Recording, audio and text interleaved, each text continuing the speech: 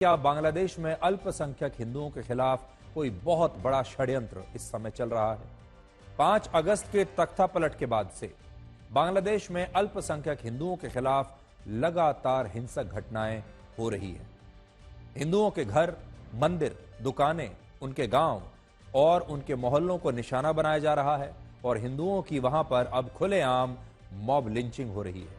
हर कोई यही कह रहा है कि इस हिंसा के पीछे बांग्लादेश का कट्टरपंथी संगठन जमाते इस्लामी है, जो हिंदुओं से नफरत करता है और बांग्लादेश को हिंदू मुक्त देश बनाना चाहता है। लेकिन आज हम आपको यह बताएंगे कि इस हिंसा के पीछे असल में एक और बहुत बड़ी साजिश हो सकती है। बांग्लादेश का सबसे बड़ा पोर्ट चटगांव शहर में है, जो बांग्लादेश की जीडीपी में 12% का योगदान देता है।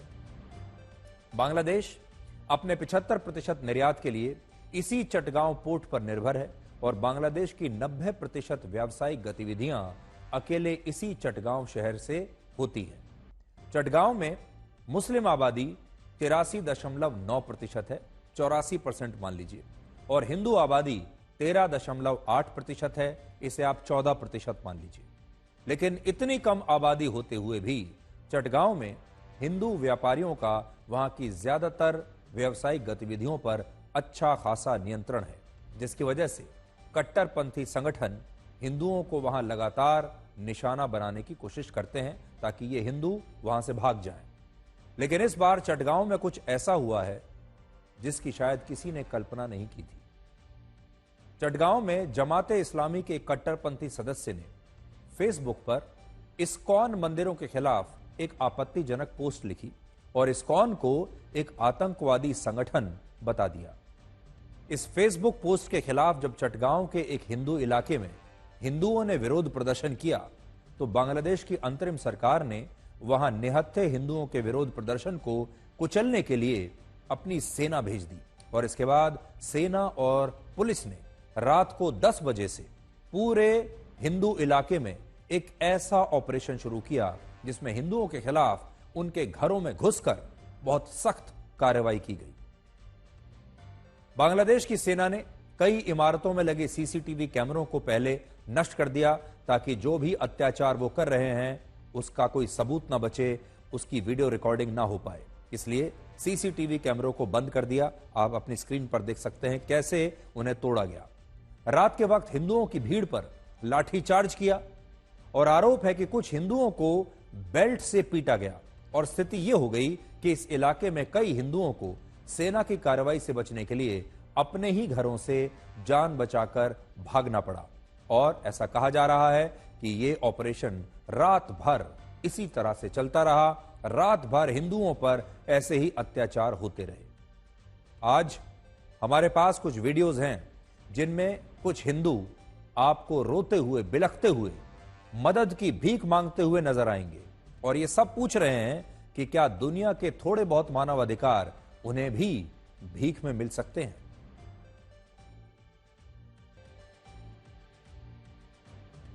यह पहली बार नहीं है जब बांग्लादेश में हिंदुओं के खिलाफ वहां की सेना ने इतने बड़े स्तर पर कार्रवाई की है।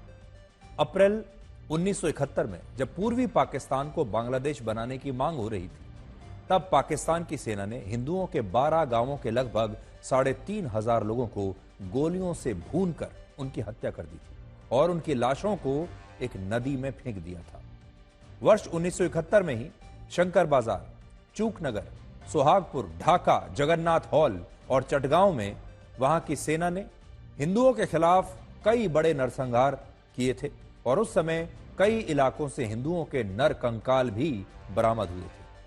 पूर्वी पाकिस्तान जब एक अलग देश बन गया जिसका नाम था बांग्लादेश, तब भी यह हिंसा बंद नहीं हुई। वर्ष 2001 में जब खालिदा जिया की पार्टी चुनाव में जीती, तब कई दिनों तक हिंदुओं के खिलाफ नरसंहार चला, जिसमें 18,000 दंगे हुए और आरोप है कि 1,000 हिंदू महिलाओं का बलात्कार हुआ, 1,000 हिंदू महिलाओं का। और यह हिंसा शेख हसीना की सरकार में भी जारी रही। बड़ी बात यह है कि जब जब इस नरसंहार में बांग्लादेश की सेना की भूमिका रही, तब तब हिंदुओं को वहां से पलायन करना पड़ा, भागना पड़ा। और इस बार भी बांग्लादेश के हिंदू इसी तरह की आशंका जता रहे। वहां के हिंदुओं का कहना है कि पूरे बांग्लादेश में चटगांव का इलाका ही ऐसा है जहां सबसे ज्यादा हिंदू कारोबारी हैं, सबसे ज्यादा हिंदू बिजनेसमैन हैं, और यही कारण है कि इस इलाके में सेना की मदद से हिंदुओं को दबाने और पलायन के लिए मजबूर करने की कोशिशें हो रही हैं, और ये पहले भी हो चुका है। ये पुराना फॉर्मूला है। वर्ष 2013 में जब युद्ध अपराधों के लिए कट्टरपंथी दिलवर हुसैन सईदी को फांसी की सजा हुई थी, तब सांप्रदायिक दंगों में 300 से ज्यादा हिंदुओं के घर और दुकानें जला दी गई थी। 60 से ज्यादा हिंदू मंदिरों को नष्ट कर दिया गया था, और इनमें भी चटगांव में हिंदुओं को लगातार निशाना बनाने की कोशिश हुई थी। बांग्लादेश में हिंदुओं के खिलाफ हिंसा का सबसे बड़ा कारण एक ही है, और वो है उनका धर्म, वो है उनका हिंदू होना। वर्ष 1971 में जब पूर्वी पाकिस्तान बांग्लादेश बना, और वर्ष 1975 में जब बांग्लादेश में सैन्य तख्ता पलट हुआ, फिर वर्ष 2001 में जब खालिदा जिया की पार्टी चुनाव जीती, वर्ष 2013 में जब युद्ध अपराधों के लिए जमात के कट्टरपंथियों को फांसी हुई, वर्ष 2014 और फिर वर्ष 2017 में जब बांग्लादेश में बड़े स्तर पर आंदोलन हुए, और इसी साल 5 अगस्त को जब पूर्व प्रधानमंत्री शेख हसीना के इस्तीफे के लिए दंगे हुए, तब इन सभी घटनाओं से बांग्लादेश के हिंदुओं का कोई संबंध नहीं था। लेकिन इसके बावजूद वहां हर बार मुद्दा चाहे जो भी हो, सरकार किसी की भी आए, चुनाव में कोई भी पार्टी हारे, कोई भी जीते, घटनाक्रम कुछ भी हो, हिंसक घटनाओं में हिंदुओं पर ही अत्याचार होता है। दुर्भाग्य यह है कि इस अत्याचार और नरसंहार के खिलाफ बांग्लादेश के हिंदू कभी एकजुट नहीं हुए, और जिस तरह हिंदू बटे रहे, उसी तरह उनकी आबादी कम होती रही। देखिए आबादी कैसे कम हुई। बांग्लादेश एक बहुत बड़ी केस स्टडी बन सकता है। विभाजन के बाद वर्ष 1951 में पूर्वी पाकिस्तान में 22% हिंदू थे, जो वर्ष 1961 में घटकर 18.5% रह गए, 1974 में 13.5%, 1981 में 12%, 1991 में 10.5%, 2001 में 9.2%, 2011 में 8.5%, और वर्ष 2023 में बांग्लादेश में हिंदू सिर्फ 7.5% रह गए हैं। आप देख लीजिए, 1951 से लेकर 2023 तक सरकार चाहे किसी की भी हो, घटनाक्रम कोई भी हो, पार्टी कोई भी हो जो सरकार में हो, एक चीज आपको कॉमन दिखाई देगी, और वो है हिंदुओं की घटती आबादी। और 22% से घटते घटते अब हिंदू वहां पर 7.5% बचे हैं। ये सारे हिंदू कहां गए? क्या ये सब भागकर भारत आ गए? ऐसा भी नहीं। ये वो हिंदू हैं जो या तो वहां पर मारे गए या गुमनामी के अंधेरे में कहीं चले गए, पता ही नहीं कि कहां गए, और कुछ ऐसे हैं जो भागकर भारत आ गए अपनी जान बचाने के लिए। अगर आप बटेंगे तो कटेंगे को ठीक से समझना चाहते हैं, तो उसके लिए बांग्लादेश से अच्छा कोई दूसरा उदाहरण, कोई दूसरी केस स्टडी हो ही नहीं सकती। बांग्लादेश में आज भी 1.40 करोड़ हिंदू रहते हैं, और अगर ये सभी हिंदू अपने घरों से बाहर निकलकर एक मानव श्रृंखला बनाकर खड़े हो जाएं, तो ये आधी पृथ्वी तक फैल सकते हैं। लेकिन इस समय बांग्लादेश के हिंदू अपने इलाकों, शहरों और गांवों में बटे हुए हैं, अपने हितों में बटे हुए हैं, और इसके कारण वो दूसरे शहर और गांवों में होने वाली हिंदू विरोधी घटनाओं से विचलित नहीं हो रहे, उसके खिलाफ आवाज नहीं उठा रहे। आपको याद होगा, हाल ही में 28 अक्टूबर को बांग्लादेश के फरीदपुर में एक हिंदू लड़के पर ईश निंदा के आरोप लगे थे, जिसके बाद भीड़ ने इस लड़के की मॉब लिंचिंग की थी, और सेना ने भी उसकी आंखों पर पट्टी बांधकर उसके साथ जानवरों जैसा सलूक किया था। लेकिन इस घटना के खिलाफ बांग्लादेश के 1,39,99,999 लोग खामोश रहे। और सोचिए, जब बांग्लादेश के हिंदू ही वहां के हिंदुओं के खिलाफ हिंसक घटनाओं पर बटे हुए हैं, एक नहीं है, एकजुट नहीं है, तो दूसरे देशों में रहने वाले हिंदू उनके लिए कैसे एकजुट होंगे। लेकिन तब भी आज हम ये कहना चाहते हैं बांग्लादेश के हिंदुओं को कि उन्हें हर कीमत पर एकजुटता दिखानी चाहिए, इस अत्याचार के खिलाफ आवाज उठानी चाहिए, और भारत में और दुनिया भर में रहने वाले जो हिंदू हैं, उन्हें भी इस अत्याचार के खिलाफ एकजुट होना चाहिए। सोचिए अगर यही घटना भारत में होती और पीड़ित लड़का किसी और धर्म से होता, भारत में रहने वाला कोई अल्पसंख्यक होता, तो पश्चिमी देशों के नेता, वहां का मीडिया, संयुक्त राष्ट्र जैसी संस्थाएं, भारत में हमारे ही अपने देश के विपक्षी नेता अब तक मानव अधिकारों को लेकर कितनी लंबी चौड़ी बहस छेड़ चुके होते। हालांकि अमेरिका के चुनाव में राष्ट्रपति डोनाल्ड ट्रंप ने, अब वहां के जो नए राष्ट्रपति बनेंगे, उन्होंने बांग्लादेश में हिंदुओं के खिलाफ हिंसा का मुद्दा उठाया था। लेकिन अब राष्ट्रपति बनने के बाद वो इन हिंदुओं के लिए क्या करेंगे, इस पर पूरी दुनिया की नजरें गड़ी हुई हैं और पूरी दुनिया ये बात देखेगी।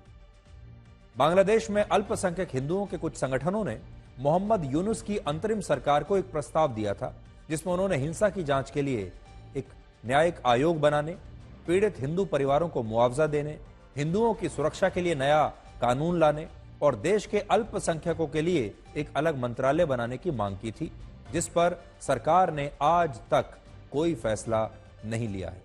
सोचने वाली बात यह है कि जिस बांग्लादेश में अल्पसंख्यक मंत्रालय बनाने की भीख मांगी जा रही है, वहां के हिंदुओं को कोई खतरे में नहीं मानता। लेकिन जिस भारत में वर्ष 2006 में ही अल्पसंख्यकों का एक अलग मंत्रालय बन गया था, वहां हर किसी को अल्पसंख्यक खतरे में नजर आते हैं।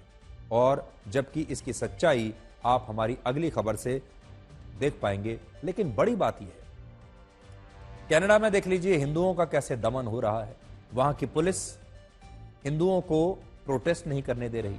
पहले वहां के जो खालिस्तानी हैं वो हिंदुओं के मंदिरों पर हमला करते हैं, हिंदुओं पर हमला करते हैं। हिंदू जब इसके खिलाफ प्रदर्शन करते हैं तो वहां की पुलिस डंडे मारकर भगा देती है और अरेस्ट कर लेती है। यह तो कनाडा में हो रहा है। बांग्लादेश में भी बिल्कुल यही है।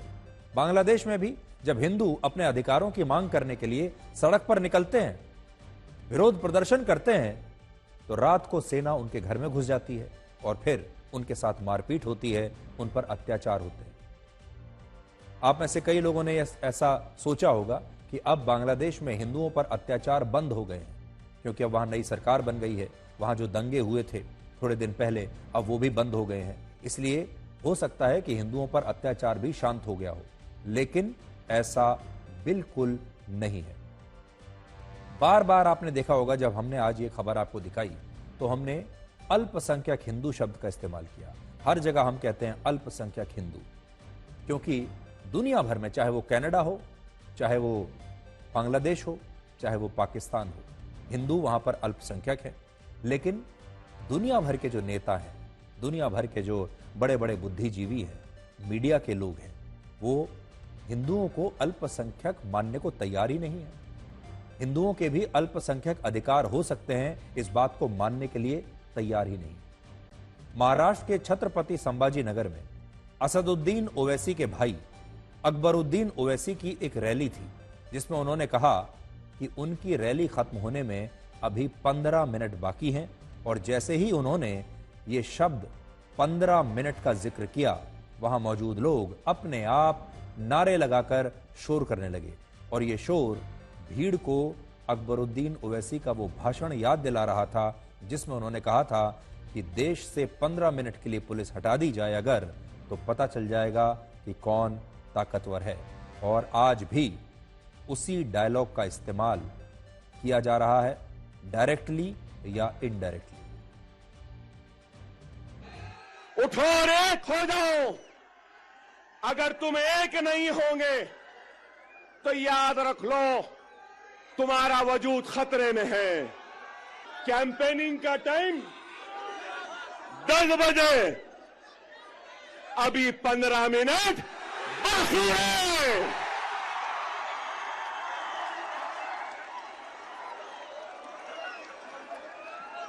अरे भाई 15 मिनट बाकी है, सब्र करिए।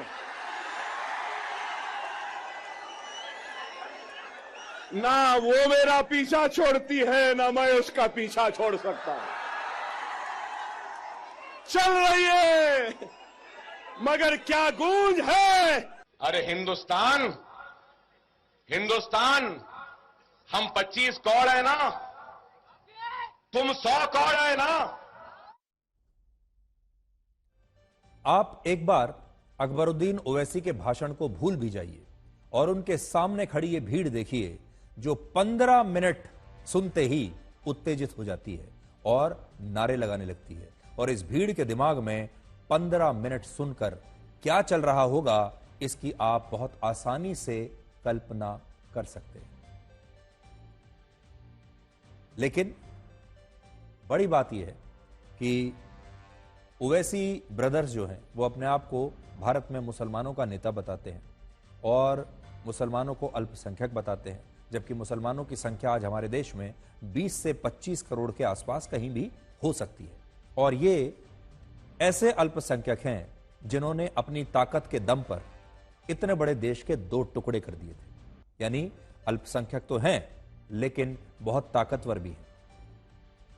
इतने ताकतवर हैं कि इस देश को 2 टुकड़ों में बांटने में वो सक्षम है। लेकिन दूसरी तरफ हिंदुओं को देखिए जो बांग्लादेश में है, उनकी ताकत बहुत मामूली है। कनाडा में देखिए मामूली ताकत है। इसी तरीके से पाकिस्तान में हिंदुओं की स्थिति देखिए, बहुत ही दयनीय स्थिति है। वो इन देशों को तोड़ने की बात तो क्या है, अपनी खुद की रक्षा करने में भी सक्षम नहीं है। लेकिन फिर भी पूरी दुनिया उन्हें अल्पसंख्यक मानने के लिए तैयार ही नहीं। अब हम आपको एक ऐसी खबर दिखाएंगे जिस पर पूरे देश में बहस हो रही है और ये आज की सबसे चर्चित खबर भी है। और ये खबर असल में हमारी महिला दर्शकों के लिए है, इसलिए हमारी वो तमाम महिला दर्शक जो इस समय हमें देख रही हैं या वो सारे परिवार जो इस समय हमें देख रहे हैं, उनसे भी हम ये कहना चाहेंगे कि ये आपके परिवार की महिला सदस्यों के लिए ये खबर है, इसलिए उनको भी जल्दी से बुला लीजिए ताकि वो इस खबर को देख पाए। और क्या खबर है मैं आपको बताता हूं। उत्तर प्रदेश के राज्य महिला आयोग ने एक नया प्रस्ताव जारी किया है जिसमें महिलाओं की सुरक्षा को लेकर 10 बहुत बड़े और अहम फैसले किए गए हैं। ध्यान से सुनिएगा। इनमें पहला और सबसे बड़ा फैसला यह है कि अब से पूरे उत्तर प्रदेश में टेलर की सभी दुकानों पर महिलाओं के कपड़ों का नाप किसी महिला द्वारा ही लिया जाएगा और अब पुरुष टेलर्स को महिलाओं का नाप लेने की अनुमति नहीं होगी। महिला आयोग का कहना है कि इस समय उत्तर प्रदेश में दर्जियों की यानी टेलर्स की हर 100 में से 99 दुकानों के दर्जी पुरुष होते हैं और इसके कारण महिलाएं अपना नाप देते समय जब कपड़े सिलवाने के लिए जाती हैं और जब पुरुष उनका नाप लेते हैं तो महिलाएं असहज महसूस करती हैं। इसलिए अब से टेलर की सभी दुकानों पर, हर दर्जी की दुकान पर सीसीटीवी कैमरे को लगाना अनिवार्य होगा और जब यह नाप लिया जा रहा होगा उस समय उसका वीडियो इन सब सीसीटीवी कैमरों में रिकॉर्ड हो रहा होगा। तो एक बहुत बड़ी बात यह है कि महिलाओं के कपड़ों का नाप अब पुरुष टेलर्स नहीं ले पाएंगे। अगर पूरे उत्तर प्रदेश में कोई भी महिला कपड़ा सिलवाने के लिए किसी दर्जी की दुकान पर जाती है तो वहां पर महिला दर्जी को ही या किसी महिला को ही महिला का नाप लेना होगा। यानी पुरुष जो हैं टेलर्स वो पुरुषों का नाप लेंगे और महिला महिलाओं का नाप लेंगी। दूसरा बड़ा फैसला, सभी जिम्स और योगा सेंटर्स में पुरुषों के साथ साथ अब महिला ट्रेनर्स का होना भी अनिवार्य होगा। अभी आपने देखा होगा कि जिम में जब महिलाएं जाती हैं तो ज्यादातर जिम्स में जो ट्रेनर्स हैं वो पुरुष हैं और पुरुष ट्रेनर्स ही महिलाओं को भी ट्रेन करते हैं। और कई बार ऐसी स्थिति आ जाती है कि जब महिलाएं असहज महसूस करने लगती हैं क्योंकि उस जिम में पूरा स्टाफ पुरुषों का है, महिला स्टाफ है ही नहीं, इसलिए अब से हर जिम में महिला ट्रेनर्स का होना आवश्यक होगा। जो महिला ट्रेनर होगी वो महिलाओं को ट्रेन करेगी, पुरुष ट्रेनर जो होंगे वो पुरुषों को ट्रेन करेगी। तीसरा फैसला, सभी जिम ट्रेनर्स को अपना पुलिस वेरिफिकेशन कराना होगा। यह बहुत बड़ा फैसला है। जितने भी जिम हैं उत्तर प्रदेश में, सब में जो पुरुष ट्रेनर्स हैं, जिम ट्रेनर्स, उन सब का पुलिस वेरिफिकेशन होगा। चौथा, अगर कोई महिला जिम में किसी पुरुष ट्रेनर के साथ वर्कआउट की ट्रेनिंग करती है या महिला ट्रेनर होने के बावजूद अगर कोई महिला यह कहती है कि उसे महिला ट्रेनर नहीं पुरुष ट्रेनर के साथ ही ट्रेनिंग करनी है तो उसे एक कंसेंट फॉर्म पर हस्ताक्षर करके अपनी लिखित सहमति देनी होगी कि वो अपनी स्वेच्छा से एक पुरुष ट्रेनर के साथ ट्रेनिंग कर रही है और यह कॉन्सेंट फॉर्म जिम के संचालक या स्थानीय पुलिस में भी जमा कराया जा सकता है। पांचवां फैसला, सभी ब्यूटी पार्लर्स में महिलाओं के मेकअप और बाकी के कामों के लिए पुरुष के साथ महिला ब्यूटिशियंस का होना अनिवार्य होगा। अभी आपने देखा होगा बहुत सारे ब्यूटी पार्लर्स ऐसे हैं जहां पर पुरुष होते हैं, पुरुष काम करते हैं और कई बार महिलाएं असहज हो जाती हैं। अब हर ब्यूटी पार्लर में महिलाओं का होना अनिवार्य होगा। छठा फैसला, नाट्य कला केंद्रों और डांस क्लासेस में भी महिला डांस टीचर्स की नियुक्ति अब की जाएगी। सातवां, जिन दुकानों पर विशेष रूप से सिर्फ महिलाओं के कपड़े मिलते हैं वहां महिला कर्मचारियों का होना अब आवश्यक होगा। आठवां, कोचिंग सेंटर्स में सीसीटीवी कैमरों और वॉशरूम की व्यवस्था अब करना अनिवार्य होगा। हर कोचिंग सेंटर में सीसीटीवी कैमरा लगा जरूर होना चाहिए।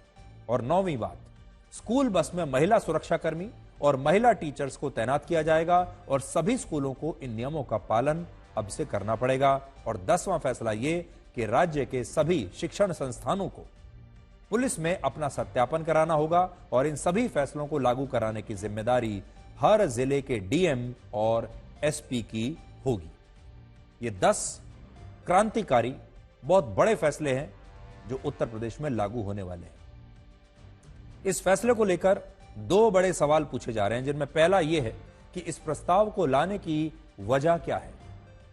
महिला आयोग का कहना है कि यह फैसला महिलाओं की शिकायतों के आधार पर लिया गया है, महिलाओं के फीडबैक पर लिया गया है, जिसमें उन्होंने यह बताया था कि महिलाएं जब टेलर की दुकानों पर जाती हैं और जब वो जिम में वर्कआउट करने के लिए जाती हैं तो वहां महिला ट्रेनर और महिला दर्जी नहीं होते और टेलर की दुकान पर जब एक पुरुष उनका नाप लेता है तो वो असहज महसूस करती हैं। जिम जाती हैं, वहां पर सारे ट्रेनर्स पुरुष हैं, उसकी वजह से भी महिलाएं असहज महसूस करती हैं। और हाल ही में ऐसे बहुत सारे घटनाएं ऐसी हुई हैं जहां पर ऐसा महिलाओं को लगने लगा कि जिम में महिलाएं अब सुरक्षित नहीं है। आपको याद होगा हाल ही में कानपुर में एक महिला की हत्या हुई थी, जिसमें एक जिम ट्रेनर ने जिम में आने वाली एक महिला की हत्या करके उसका शव वहां के डीएम के घर के परिसर में दफना दिया था। और ऐसा करने से पहले इस जिम ट्रेनर ने 18 बार दृश्यम नाम की फिल्म देखी, दृश्यम फिल्म देखी, जिसमें अजय देवगन एक लड़के का शव पास के एक नए पुलिस स्टेशन के नीचे दफना देते हैं। और इस जिम ट्रेनर ने भी बिल्कुल वैसा ही किया और इस हत्याकांड की गुत्थी 4 महीनों तक ऐसे ही उलझी रही थी। हालांकि बाद में इस बात का खुलासा हुआ कि इस जिम ट्रेनर ने जिस महिला की हत्या की वो शादीशुदा थी और उसके इस जिम ट्रेनर के साथ संबंध थे और इन दोनों की मुलाकात पहली बार इसी जिम में हुई थी। लेकिन इस तरह की जो घटनाएं हैं ये पूरे देश में हो रही। बाद में हालांकि कानपुर में जो घटना हुई जो है उसमें यह पता लगा कि वो जो जिम ट्रेनर था, जो इस महिला के साथ जिसके रिश्ते थे, उस जिम ट्रेनर की शायद कहीं और शादी तय हो गई और फिर उसने इस महिला को बीच में से हटाने के लिए उसकी हत्या कर दी और हत्या करके उसका शव डीएम के ही आवास के परिसर में दफना दिया। हालांकि इस महिला के पति ने इन आरोपों को गलत बताया है, यहां हमारे लिए यह भी जरूरी है आपको बताना। और महिला के पति का कहना है कि इस जिम ट्रेनर ने सिर्फ पैसे के लालच के लिए उसकी पत्नी की हत्या की थी और इन सारी बातों को ध्यान में रखते हुए महिला आयोग ने इन नए निर्देशों को लागू करने का फैसला किया है। पूरे देश में महिलाओं के खिलाफ सबसे ज्यादा अपराध उत्तर प्रदेश में ही होते हैं। वर्ष 2022 में उत्तर प्रदेश में महिलाओं के खिलाफ सबसे ज्यादा 65,000 अपराध हुए थे और पूरे देश में महिलाओं की सबसे ज्यादा 17,000 शिकायतें उत्तर प्रदेश के महिला आयोग को ही मिली थी। लेकिन आज बड़ा सवाल यह है कि क्या इन नियमों के लागू होने से उत्तर प्रदेश में महिलाओं के खिलाफ होने वाले अपराध रुक जाएंगे? इस समय पूरी दुनिया में इस्लामिक देश ही ऐसे हैं जहां रूढ़िवादी व्यवस्था के तहत महिलाओं और पुरुषों को 2 वर्गों में अलग अलग करके रखा गया है, जबकि भारत की स्थिति ऐसी है कि हमारे देश में रूढ़िवादी सोच के साथ आधुनिक सोच का भी विस्तार हुआ है। एक तरफ गांवों में जहां आज भी ज्यादातर टेलर्स की दुकानों पर महिला दर्जी ही काम करती हैं, आज भी जो भारत के गांव हैं वहां पर महिलाओं से ही अपना कपड़े सिलवाती हैं। वहीं शहरों में लेडीज टेलर ज्यादातर पुरुष होते हैं।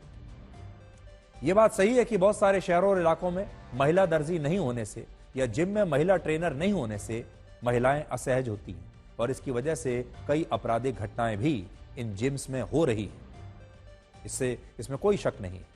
उदाहरण के लिए आज से 10 साल पहले मुंबई की एक वकील ने बताया कि जिम में सिर्फ पुरुष ट्रेनर होने के कारण शादीशुदा महिलाओं के उनके पतियों के साथ रिश्ते खराब हो जाते हैं और इसके कारण मुंबई में तलाक की संख्या बढ़ रही है जिम ट्रेनर्स की वजह से। यह बात इस वकील ने 10 साल पहले मुंबई जैसे शहर को लेकर कही थी और उस समय छोटे शहरों में जिम का ऐसा कल्चर आया भी नहीं था, लेकिन अब गांव-गांव में जिम खुल गए हैं और एक सर्वे के मुताबिक भारत में जिम जाने वाली शादीशुदा महिलाओं की संख्या में तेजी से वृद्धि हो रही है और इसलिए महिला आयोग ने ये नए नियम बना दिए हैं। लेकिन आज आपके लिए हमारा सवाल वही है कि क्या इन नियमों से महिलाओं के खिलाफ अपराध घट सकते हैं और क्या इस फैसले को लागू करना इतना आसान होगा? अगर हम सिर्फ उत्तर प्रदेश की बात करें तो वहां कामगारों की आबादी में जो जितने भी कामकाजी लोग हैं उनकी आबादी में आज भी 68% पुरुष हैं और सिर्फ 32% महिलाएं हैं और राज्य की वर्कफोर्स में महिलाओं की भागीदारी काफी कम है। इनमें भी सिर्फ 3% महिलाएं ही स्किल्ड हैं। अब सोचिए, ये जो दर्जी का काम होता है या जिम ट्रेनर और योगा ट्रेनर की नौकरी होती है, इसके लिए स्किल्ड होना आवश्यक है और इसलिए आज बड़ा सवाल यह है कि सभी टेलर की दुकानों पर काम करने के लिए स्किल्ड महिलाओं की वर्कफोर्स आखिर आएगी कहां से? और दूसरा, इन दुकानों और जिम में जो पुरुष काम कर रहे हैं वो इसके बाद कहां जाएंगे? क्या हमारे पास इतनी महिला ट्रेनर्स हैं जो पूरे उत्तर प्रदेश में जितने भी जिम हैं वहां पर काम कर सके? जिम तो बहुत सारे होंगे, हर जिले में कई कई जिम होंगे, हर शहर में न जाने कितने जिम होंगे, लेकिन वहां पर काम करने के लिए क्या इतनी महिला ट्रेनर्स हैं हमारे पास? दर्जी की दुकानों पर काम करने के लिए क्या इतने महिला टेलर्स हैं हमारे पास जो हर दुकान पर उपलब्ध हो सके? ये एक बड़ा सवाल है। आज ये फैसला हम आप पर छोड़ते हैं कि आप महिला आयोग के इस फैसले को सही मानते हैं या आपको भी लगता है कि सरकार को महिलाओं के खिलाफ अपराध रोकने के लिए दूसरे कदम उठाने चाहिए और ऐसा समाज बनाना चाहिए जहां लोगों की सोच में परिवर्तन आए और महिलाओं को पुरुष टेलर की दुकान पर जाने में और पुरुष ट्रेनर से जिम में पर्सनल ट्रेनिंग लेने में असहजता महसूस न हो। मेरा सिर्फ ये कहना है कि अगर जिम है और वहाँ ट्रेनर लड़के हैं तो आप लड़कियां भी रखिए। अगर लड़कियां, क्योंकि देश की आधी आबादी है, अगर रोजगार की दृष्टि से भी देखा जाए तो अभी कौन सा क्षेत्र आज ऐसा है जिसमें लड़कियां काम नहीं कर रही हैं? तो जिम ही ऐसा क्यों है कि जब वहां लड़कियां नहीं रह सकती? लड़कियों को रखिए, वो सुरक्षा की दृष्टि से भी, क्योंकि आधुनिक भारत है, आधुनिकता की तरफ हम जा रहे हैं और ये एक बहुत जरूरी भी हो गया क्योंकि अब हमारे पास फिजिकल वर्क नहीं है। तो निश्चित रूप से कि महिलाएं, बहू बेटियां घर की जिम जाना चाहती हैं और जिम जाना चाहती हैं, लेकिन वो जिम ट्रेनर के तौर पे लड़कों से जिम की प्रशिक्षण इसलिए लेती हैं क्योंकि वहां उनके पास वो लड़कियां नहीं होती। जब लड़कियां अगर ट्रेनर नहीं है तो उनकी एक मजबूरी है, उसके बावजूद भी वो वहां सब ये चीजें सहती हैं कि कोई वीडियोग्राफी हो गया या कोई बैड टच हो गया या इस तरह से, क्योंकि एक्सरसाइज जब आदमी करता है तो वो एक फ्री मूड में करता है और करना चाहता है। तो मेरा सिर्फ एक अनुरोध है कि एक तो जितने भी ट्रेनर हैं वो उनका पुलिस वेरिफिकेशन होना चाहिए, सबका ये पता होना चाहिए। कई बार मेरे साथ ऐसी भी घटनाएं मेरे सामने आई हैं कि घटनाएं घट जाती हैं और यही नहीं पता चलता कि वो जो ट्रेनर था वहाँ जो ट्रेनिंग दिला रहा था वो कहाँ का था। महिलाओं का सम्मान, महिलाओं का आदर, और ये सीता और सावित्री का देश है। माँ हमारी बहन होती है, माँ हमारी बेटी होती है, माँ हमारी पत्नी होती है। तो इसका सम्मान, आदर हर दृष्टिकोण से होना चाहिए। आज इसका हल अगर इनको लगता है कि जिम में महिला इंस्ट्रक्शन और ट्रेलर में ऐसा कर देंगे तो मुझे लगता है यहाँ से सोच कर ही पता कर लीजिए कि क्या इस तरह के एक्शन से उत्तर प्रदेश में महिलाओं और बेटियों के प्रति जो अपराध में बढ़ोतरी है वो कम होगी।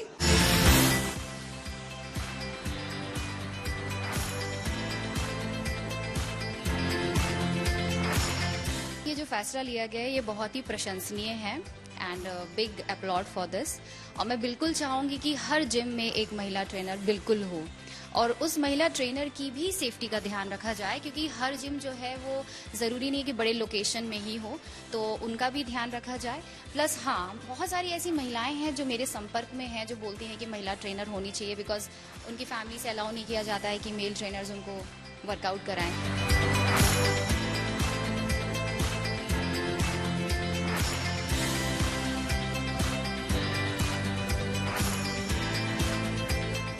तो आपको लगता है सही है फीमेल ट्रेनर? हाँ, फीमेल ट्रेनर्स होने चाहिए, क्योंकि क्या वजह है? क्योंकि पोस्चर्स ठीक कराना, कभी हम लोग की ड्रेसिंग वो है तो उसको ठीक करना है, तो टच करना है, अक्सर यही होता है कि हमारे ट्रेनर्स हमको बताते रहते हैं। फीमेल ट्रेनर्स का होना जरूरी है, और अगर हम एक इक्वालिटी की बात करें तो उतनी ही अपॉर्चुनिटी लड़कियों को भी मिलनी चाहिए कि वो जॉब पे जाएं। उनको भी, जहाँ फीमेल ट्रेनर्स की अगर जॉब की बात करें तो वो भी जॉब पे इसलिए नहीं जाती यूनिसेक्स जिम में क्योंकि वहाँ पे लेडीज कम आती हैं।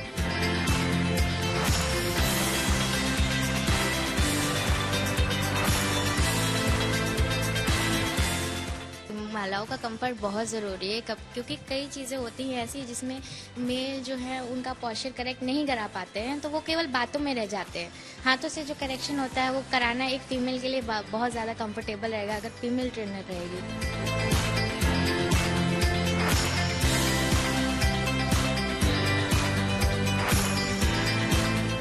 जिम में तो हम प्रेफर करेंगे कि महिला ही ट्रेनर हो, बिकॉज सही में हम लोग कोई सलवार सूट में तो आते नहीं है यहाँ पे। हम लोग आते हैं जिम सूट्स में, हम लोग ट्रैक पैंट्स में आते हैं। समटाइम्स लाइक कुछ हम लोग की वेयरिंग्स ऐसी होती हैं, we feel uncomfortable in front of male trainer.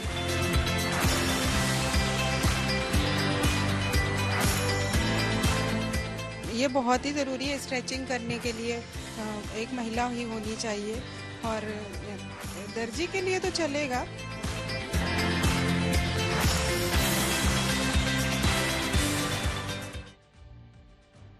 तो ये एक ऐसा विषय है जिस पर हमारे देश के महिलाओं को चर्चा करनी चाहिए, राय बनानी चाहिए, और हमें ये देखना चाहिए कि क्या पूरे देश में हर राज्य में इस तरह का कानून होना चाहिए, या फिर इस तरह के जो कानून हैं ये थोड़ा ज़्यादा हो रहा है, और महिलाओं पर छोड़ देना चाहिए कि वो किस टेलर से अपने कपड़े सिलवाना चाहती हैं और किस जिम ट्रेनर से वो ट्रेनिंग करना चाहती हैं। और बड़े बड़े शहरों में अगर आप देखें तो आज भी जो लेडीज़ टेलर हैं वो ज़्यादातर पुरुष ही हैं। आपको याद होगा हरियाणा में जब चुनावी नतीजे आए थे उस दिन जलेबी ट्रेंड कर रही थी हमारे देश में, लेकिन जलेबी के बाद आज हमारे देश में समोसा ट्रेंड कर रहा है। और क्यों कर रहा है इसकी कहानी भी बड़ी दिलचस्प है, इसे भी आप जरा ध्यान से सुनिएगा, क्योंकि अब हम आपको उसी समोसे की कहानी बताने वाले हैं जो समोसा अब एक लंबी चौड़ी जांच में फंस गया है। आपने कभी सोचा है हमारे देश में समोसे पर भी कोई जांच बैठ सकती है? पिछले महीने 21 अक्टूबर को हिमाचल प्रदेश के मुख्यमंत्री सुखविंदर सिंह सुक्खू शिमला में सीआईडी मुख्यालय में एक साइबर विंग स्टेशन का उद्घाटन करने के लिए गए थे, जहां सीआईडी के चीफ ने उनके लिए एक 5 स्टार होटल से समोसे और केक मंगवाया। ऐसा बताया जा रहा है कि कुल 3 डब्बे आए, जिनमें 15 से 30 समोसे मंगाए गए थे। समोसे के 3 डब्बे आए, जबकि ये समोसे जब आए तो ये मुख्यमंत्री सुक्खू और सीआईडी के अफसरों तक पहुंचे ही नहीं। इन समोसों को रास्ते में ही किसी ने खा लिया, और इसकी जगह ये समोसे मुख्यमंत्री सुक्खू के सुरक्षा कर्मियों के पास पहुंच गए, और उन्होंने दूसरे अन्य कर्मचारियों के साथ समोसे को बिना सोचे समझे खा लिया, और इतना बड़ा अपराध कर दिया कि सीआईडी के चीफ ने इस मामले की सरकारी जांच कराने के आदेश दे दिए। और जब यह जांच हुई तो सीआईडी के अफसरों ने अपनी रिपोर्ट में मुख्यमंत्री के समोसे खाने को सरकार विरोधी माना, और इस पर एक जांच रिपोर्ट भी सीआईडी के चीफ को सौंप दी। और इसके बाद पूरे देश में समोसे पर चर्चा हो रही है, समोसा ट्रेंड हो रहा है, और लोग पूछ रहे हैं कि जो समोसा हिमाचल प्रदेश के मुख्यमंत्री के लिए आया था वो आखिर किसी और ने बीच में कैसे खा लिया। जिस 5 स्टार होटल से ये समोसा मंगवाया गया वहां एक समोसे की कीमत लगभग 250 रुपए के आसपास होती है, और अगर मान भी लिया जाए कि इन 3 डब्बों में 30 समोसे आए होंगे तो इनकी कीमत जो है वो कुछ हजार रुपए रही होगी।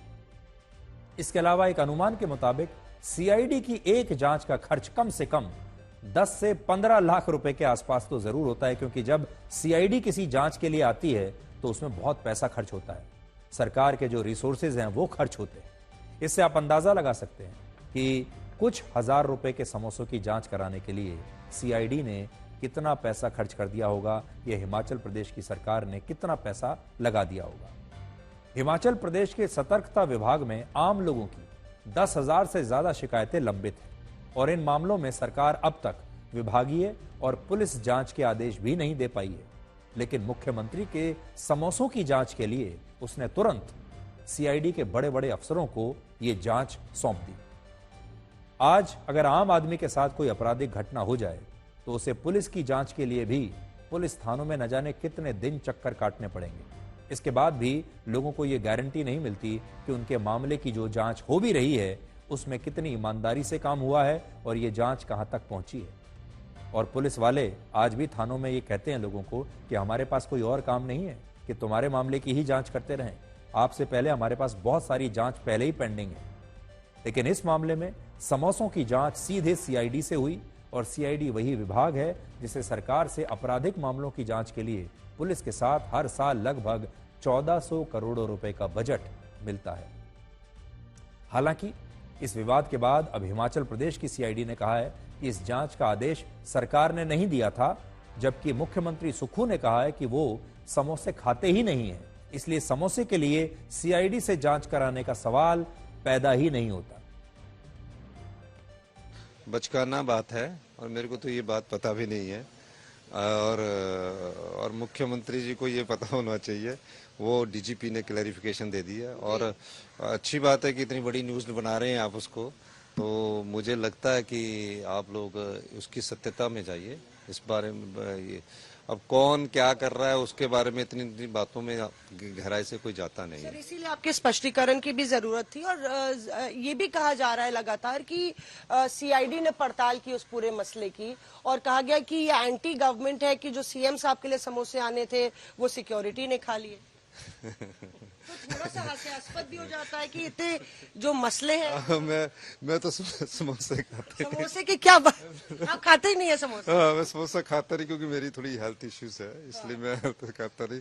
लेकिन आप पूछ रहे हैं तो मैं ये बताना चाहता हूँ कि पिछले जब से हमारी सरकार को गिराने की कोशिश की गई थी ऑपरेशन लोटस के बाद से, उसके बाद से हमारी जो 40 सीटें आई है, दिल्ली में हमारी बहुत चर्चा होती है, हिमाचल प्रदेश के में कम चर्चा होती है। ये इंटरनल मैटर है सीआईडी का।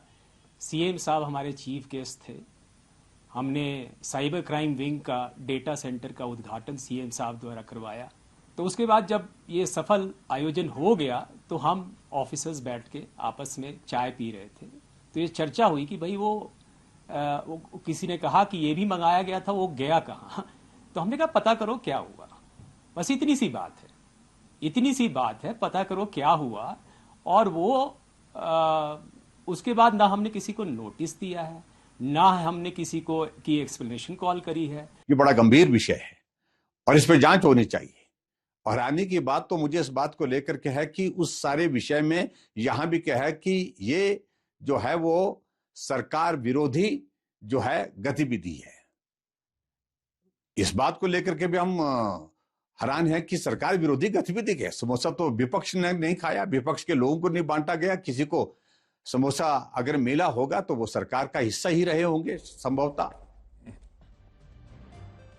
और जैसा अभी आपने सुना मुख्यमंत्री सुक्खू को कहते हुए, वो बिल्कुल ठीक कह रहे हैं कि वो समोसा खाते भी नहीं हैं और ये एक बहुत बड़ा ऐसा मुद्दा भी नहीं है कि पूरा देश इस पर चर्चा करे। लेकिन कई बार, क्योंकि आजकल सोशल मीडिया का जमाना है, कई बार इस तरह की जो चीजें हैं ये पूरे देश में चर्चा का विषय बन जाती हैं। ठीक वैसे ही जैसे हरियाणा के चुनावी नतीजों के बाद पूरा देश जलेबी की बात कर रहा था, वैसे ही ये सोशल मीडिया का जमाना है, इसलिए आज पूरा देश समोसे की बात कर रहा है। और हो सकता है ये मामला बहुत गंभीर ना हो, लेकिन थोड़ी देर के लिए इसके बाद आपके चेहरे पर भी एक मुस्कुराहट तो जरूर आ ही गई होगी और इस पर राजनीति हो रही है।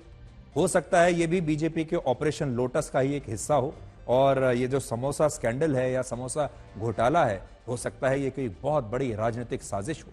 आप बस इस खबर का मजा लेते रहिए। और इस घटना के बाद आज पूरे दिन सोशल मीडिया पर समोसा ट्रेंड करता रहा और समोसे को लेकर हमारे देश के लोग इतने क्रिएटिव हैं कि उन्होंने कई सारे मीम्स बना दिए इस समोसे को लेकर, जिनमें समोसे को लेकर हिमाचल प्रदेश की सरकार और कांग्रेस का मजाक उड़ाया जा रहा है। और मैं आपको बताता हूं एक एक करके। एक मीम में कहा गया है कि इजराइल के पास उनकी खुफिया एजेंसी मोसाद है, भारत के पास रॉ है, लेकिन कांग्रेस और सीएम सुक्खू के पास एसआईडी है। एसआईडी का मतलब है समोसा इन्वेस्टिगेशन डिपार्टमेंट। एक और मीम में सीआईडी सीरियल जो है, मशहूर सीरियल जिसका नाम है सीआईडी, उसी के थीम पर नई फोर्स बनाई है एसआईडी, और उसमें लिखा है कि एसआईडी का मतलब समोसा इन्वेस्टिगेशन डिपार्टमेंट, ये उसमें लिखा हुआ है। इसी तरीके से इसमें रावण की भी एंट्री हो गई है और इसमें लिखा है रावण में लाख बुराइयां थीं, मगर उसने समोसा नहीं मिलने पर सीआईडी की इंक्वायरी नहीं बुलाई, सीआईडी की जांच नहीं करवाई। और एक और मीम में लिखा है कि हम सीआईडी से हैं, आप पर आरोप है कि आपने मुख्यमंत्री सुक्खू साहब के समोसे खाए हैं। हरियाणा के चुनाव में कांग्रेस ने जलेबी ऑर्डर की थी और बीजेपी ने खा ली थी, लेकिन हिमाचल प्रदेश में समोसे मुख्यमंत्री सुक्खू के लिए ऑर्डर किए गए, लेकिन इन्हें उनके सुरक्षा कर्मियों ने खा लिया। बात सिर्फ इतनी सी है।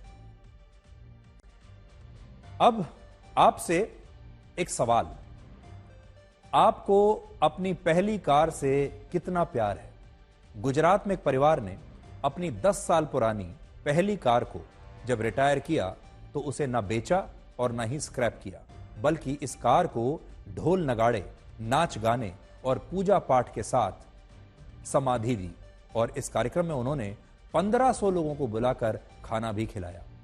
इस परिवार का कहना है कि यह कार उनके लिए बहुत लकी थी। इस कार को खरीदने के बाद इस परिवार ने बहुत तरक्की की। ये उनके परिवार की पहली कार थी, इसलिए वो इस कार की यादों को हमेशा के लिए संजो कर रखना चाहते थे, इस कार का सम्मान करना चाहते थे। और थोड़े दिन पहले ये परिवार सूरत शहर में शिफ्ट हुआ है और इस गाड़ी को खरीदने के बाद उन्होंने और भी कई गाड़ियां खरीदी, जिसमें महंगी गाड़ियां भी हैं। नई गाड़ियां अब इस परिवार की जिंदगी में आ चुकी हैं। ये गाड़ी अब पुरानी हो चुकी है, अब इसे रिटायर करने का समय आ गया था। अब इस परिवार के पास कई गाड़ियां हैं, इसलिए इतनी पार्किंग नहीं थी कि इतनी सारी गाड़ियों को पार्क किया जा सके, इसलिए इस गाड़ी को रिटायर करना पड़ा। हालांकि परिवार को अपनी इस गाड़ी से इतना लगाव है कि वो इसे ना तो बेचना चाहते थे, इसलिए उन्होंने इस कार को समाधि देने का फैसला किया। जब लोग नई कार खरीदते हैं तो उसे परिवार का सदस्य मान लेते हैं, बहुत सारे लोग आज भी हमारे देश में, लेकिन पुरानी होने पर अक्सर उसे बेच देते हैं। लेकिन इस परिवार ने अपनी पुरानी वैगन आर कार के साथ ऐसा नहीं किया। उन्होंने कार को बहुत अच्छे से सजाकर ढोल नगाड़ों और पूरे सेलिब्रेशन के साथ समाधि स्थल तक कार की शोभा यात्रा निकाली और बाकायदा उसे समाधि दे दी। और अब इस समाधि के ऊपर वो एक वृक्ष लगाएंगे, पेड़ लगाएंगे, ताकि कार की यादें उनके साथ ऐसे ही बनी रहें। जरा देखिए, तस्वीरें देखिए आप। असल में हमारे जीवन में जो वस्तुएं हैं, इंसानों के साथ तो हमारा एक इमोशनल रिश्ता होता है, लेकिन बहुत बार वस्तुओं के साथ भी होता है। आपका कोई पुराना टीवी होता है, रेडियो होता है, आपकी कार है, मोटरसाइकिल है, गानों का कोई पुराना कैसेट है, या आपके घर का कोई फर्नीचर है जो आपको पुराने दुनिया में लेकर जाता है, पुरानी यादों की दुनिया में आपको लेकर जाता है और आपको अपना पुराना जमाना याद आ जाता है। लोगों को बहुत मजा आता है जब वो उन चीजों को देखते हैं और वो उन चीजों से कभी अलग नहीं होना चाहते। आपके घर में भी ऐसी कोई ना कोई चीज जरूर होगी जिससे आपका दिल का रिश्ता बन गया होगा और आपने उस वस्तु को, उस चीज को कितने वर्षों के बाद भी आज संभाल कर रखा होगा। कई बार उसमें गाड़ियां भी होती हैं। तो ऐसी चीजों को हमेशा संभाल कर रखिए, क्योंकि जब आपका मूड अच्छा नहीं होगा, जब आप कभी डिप्रेशन में होंगे, तो पुराने दिनों की यादों में जाइए, उन चीजों को देखिए और फिर देखिए कि कैसे वो आपको आपके जीवन के स्वर्णिम काल में लेकर जाएंगी, कैसे आपको आपकी अच्छी यादों के बारे में वो बताएंगी। और इस संसार में सबसे गहरे जख्म अपने ही देते हैं, जो सहे भी नहीं जाते और किसी से कहे भी नहीं जाते। नमस्कार।